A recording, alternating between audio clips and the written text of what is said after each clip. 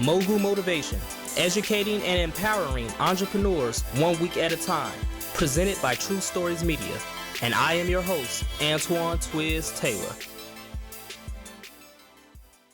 Good morning, ladies and gentlemen. Thank you for tuning in again to another episode of Mogul Motivation. I am delighted that you're back again. Today is going to be a great day. We're going to discuss the renaissance of wealth. You see, people like S.B. Fuller, A.G. Gaston, Jesse Binga, John H. Johnson, Oscar Micheaux, Madam C.J. Walker, and many, many more. All of these were Black American entrepreneurs in the early 20th century. All of these entrepreneurial trailblazers set the tone for us as far as creating wealth in the Black community and building great businesses in the face of adversity and racism. You see, I'm a Black American entrepreneur, and I started this podcast primarily for other people like myself. Black people who come from nothing, no wealth, no assets, very limited resources, but they have a dream, they have a vision to go forward.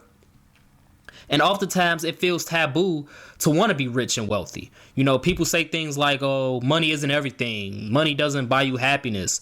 You should be happy with what you have. More money, more problems. And actually, all of those phrases are true. Money doesn't buy you happiness. Money isn't everything. The more money you make, the more problems you do get.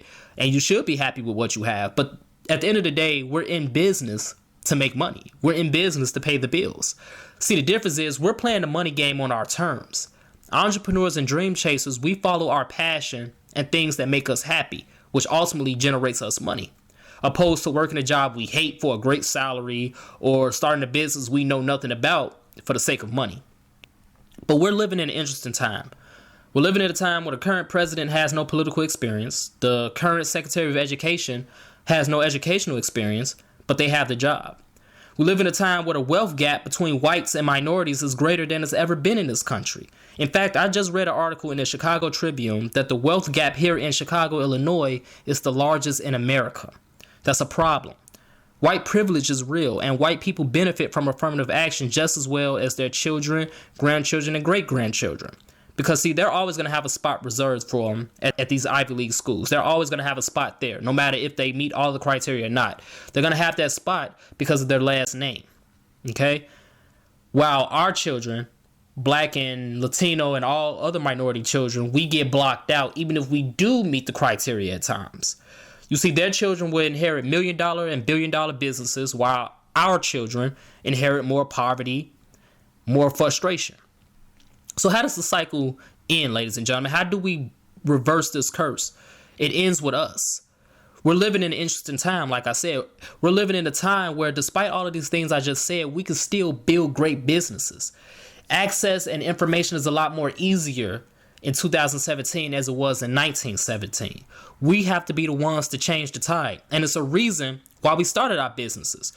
You see, you started your business because you hate your job. You're tired of your job and you really don't care about it. That's your mindset. That's the first step on how to break this curse and create this renaissance of wealth in the Black community. You hate your job, so you quit your job. And that's why you started your business, because you want to pursue your passion and you want to leave your children something better than you ever had. You see, we already have the mindset from the start, ladies and gentlemen. We have to win the money game. It's a game that we've been losing for far too long in the Black community. That's the first step. The second step is discipline. We have to remain focused on the end goal. We can't get distracted by outside noise. And in this social media era, as I always talk about, it's so easy to get distracted and discouraged. We're going to be tempted to spend money on things we don't really need, just things that we want, that can ultimately hurt our business and our personal lives. At this stage in our entrepreneurial journeys, everything we do has to benefit the business and grow it. You must save as much as possible, not just for the sake of saving it, but for the sake of investing it into marketing, investing it into another stream of income, investing it into a piece of equipment that can help boost the productivity of your business, investing it into hiring somebody that can take your business to the next level. We must have the discipline to sacrifice weekends, to sacrifice things for the greater good of the end goal. The reality is, ladies and gentlemen, that many people might have the first step. They might have that mindset. They might want to leave their job. They might want to start their business, but they don't have the discipline to execute. Many of these people are entrepreneurs.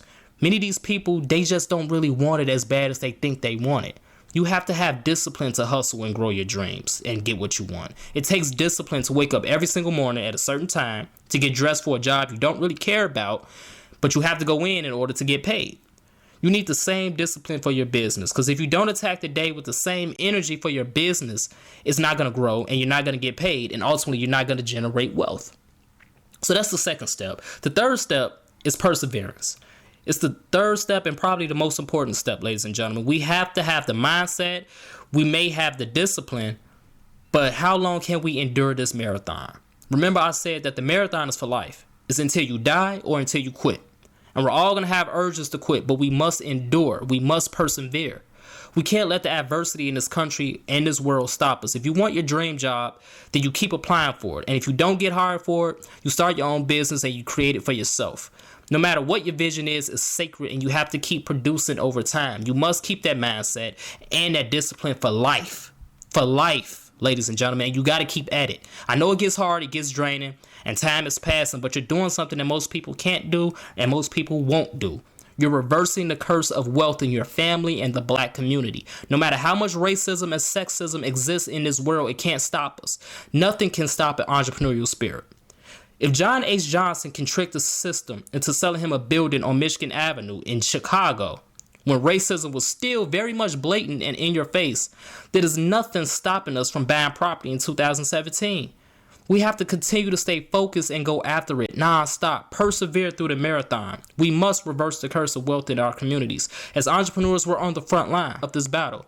We must lead the charge. We have to get back to the days of Black Wall Street in Tulsa, Oklahoma. We must revitalize Harlem. We must regain the beautiful glow of Bronzeville on the south side of Chicago, and all of these once prosperous black communities across the nation and across the world. We must do it, and we will do it. The difficulty we do immediately, but the impossible takes a little while longer. So let's continue to work. Let's continue to imagine reality. And until next time, ladies and gentlemen, let's keep that mindset, that discipline, and let's persevere. Have a great day. I'll see you next week.